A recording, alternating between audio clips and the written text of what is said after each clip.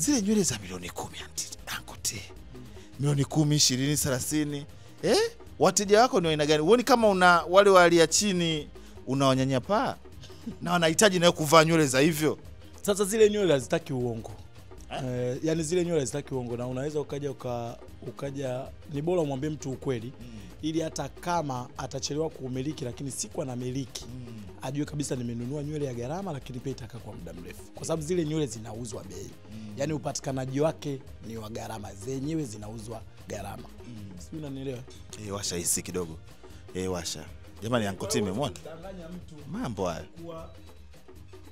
Kwa nywele ununue nywele huko $2,000 uje kumpa mtu kumwambia inauzwa $700,000. Wewe unapata wapi hela?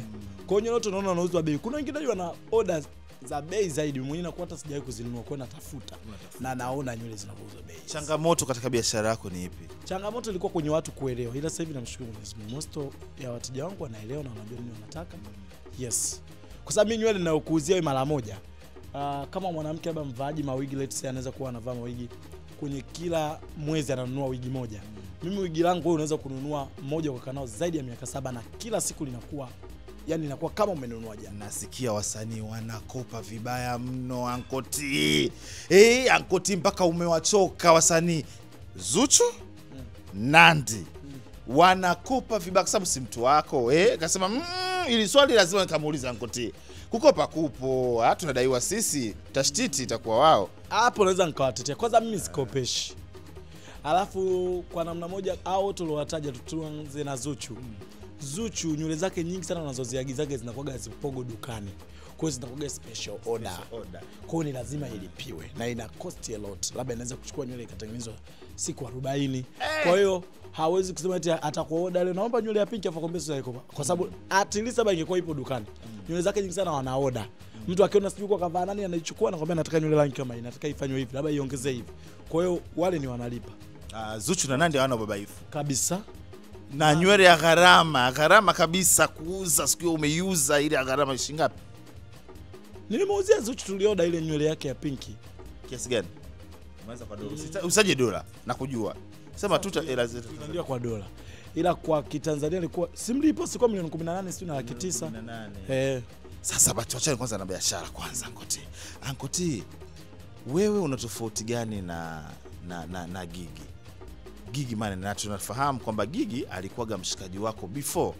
Mlikuwa mna hang out pamoja na vitu kadha wa kadha, mnashirikiana, lakini ghafla mmekuwa maadui wakubwa. Shida ni nini? Na nyinyi ni vijana. Mimi naweza ngasema sina tofauti naye. Na kwa kuthibitisha kwa sina tofauti naye kwa sababu tofauti mimi na yeye hatuna kitu ambacho tunaweza kusema tunakaa kwenye meza tunagombana. Mimi na Gigi hakuna kitu cha kugombania. Siimbi, sifanyi chochote anachokifanya yeye. Mimi ni mfanya biashara, yeye ni msanii.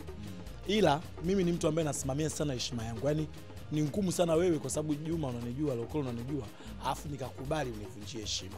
Na yeye kwenye tabia yake au kwenye haiba yake alivyolelewa ni mrahisi sana kuvunjia watu heshima. Mimi na yeye hilo ndio kosa letu. Lakini hakuna interest yote ya mimi na yeye kusema kuna kitu tunashare. Hatushare chochote. Mimi na Gigi vitu vile tofauti. Yaani ni maji na mafuta. Sababu ya ugomvi wenu ni nini? Maana mmekuja tu ugomvi ghafla kama chafya tu, tumeona mitandaoni mnaanza kuparuana. Shida ni nini? Ilianzia wapi? Shida ya ugomvi wangu mimi na yeye ndo nakwambia sina ukumbuki mpaka leo. Sikumbuki sababu yani ni aina ya mtu ambaye ni mrahisi sana kumvunjia mtu heshima. Sasa hapo kwenye kuvunjia watu heshima kuna aina ya watu wanawavunjia heshima. Unaweza ukawa wewe mvumilivu. Kuna aina ya watu kwa sababu yeye anawaprovidea kitu fulani, anaweza kuvumilia kwa sababu mimi labda Gigi nitatoka naye ataniambia hivi, nitakuwa naenda naye hapa, nitafanya naye. Sasa mimi siwezi kuvumilia uvunjwaji wa heshima. Yaani wewe ili tuwe marafiki au tuendelee kuongea inabidi uoneshe unaniheshimu.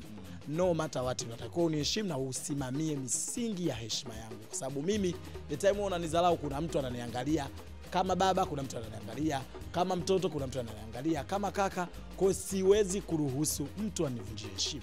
Na hapa Paul umezungumzia kuhusiana na baba, kaka, mtoto. Ankote nasikia una mtoto. Wa kiume. Yes. Ana miaka mingapi sasa? Mama yake yuko wapi? Mama mtoto mzazi mzee. Yupo. Na mnawasiliana vizuri kabisa. Hata leo alikuwepo. Alikuja nyumbani. Alikuja kwa ajili ya mtoto. Alikuja kwa ajili, alimleta mtoto. No, anaumwa mafua. Kwa hiyo alikuja kumuona. Mimi mwanangu naishi naye. Unaishi naye huko ndani? Kabisa. Nimemuona mtoto hapa juu alikuwa anachungulia, sawa, kiume, simemuona. Hongera bwana. Sasa jamii inavyokuchukulia Uncle T, yani inavyokuona tofauti, matendo na maneno ambayo unayazungumza, hii huoni italeta shida baadaye kwa mtoto shuleni, labda baba yako ni mtu wa sampuli hii 1 2 3 kama watu wanavyozungumza? Ndio maana mwanangu humjui. Mimi mwanangu nimemweka nje na mitandao, na nimefanya hivyo kwa kuheshimu. Kwanza mimi mtoto wangu hajawahi kuniambia mimi ndio labda nilikuwa nataka mambo ya mitandao. Yeye mwanangu hajawahi kuwa na interest ya mambo ya mitandao. Kwa hiyo hata kama atakuja kuamua kuingia, ataingia yeye mwenyewe akitaka. Lakini mimi sijawahi kumposti mtoto wangu, sijawahi kumnini hivi. Kwa hiyo hajulikani, umjui mtoto wangu, ile tu watu wote wanajua nina mtoto. Hajulikani anasoma wapi, afu mimi maisha yangu hayahusiani na mtoto wangu kabisa. Yes. Na hiki kinachoendelea mitandaoni kinakukata kiasi gani watu wanapokuta majina ajabu ajabu? Wengi wanaume kama wamekutoa kwenye group la wanaume na wamekusema huyu kwa sababu unawatetea sana, video zako unatetea sana watoto wa kike kuliko wanaume. Kwa nini usibezi kwa wanaume wenzio ukawatetea? Unawatetea sana wanawake anko. Mimi wateja zangu kwanza ni wanawake. Afu mimi kwenye kitu sifikiriage wala kitu kilimizi kichwa kwa mtu ananiongelea kwa vipi. Me I'm living my best life. Kwa hiyo wewe unapoanza kuniongelea, hiyo ni moja ya shida zako, na hicho unachokiona maybe wewe ndio unayefanya, kwa sababu huwezi ukamjua mchawi kama amlogi yote. Wewe hivyo unavyoniona, na maanisha hapo kuna sehemu na kugusa ambapo unavifanyaga. Kwa hiyo karibu sasa kwenye hiyo nyumba tulindime wote, lakini mimi sijawahi kushtulia na maneno ya mtu. Mimi ninachoangalia sivunji sheria ya nchi. Hakuna siku kanikuta nimekaa sijui nilifanyaje. Weka gani mimi nitatoka, nitaivaa nywele yangu, nitatangaza ili mwanangu the end of the day aende shule.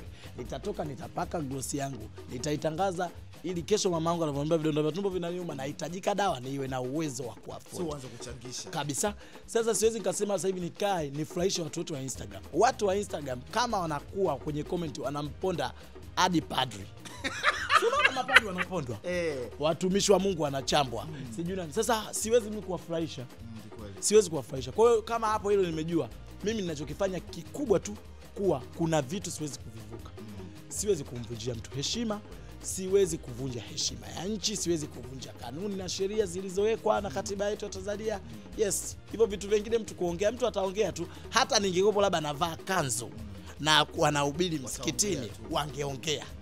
Kwa hiyo hao kuongea hawezi kuacha, na ni moja na bando si wanunuli. Na hivi sasa hivi limepanda zaidi. Wao watiririke tu. Uncle T upo kwenye mahusiano?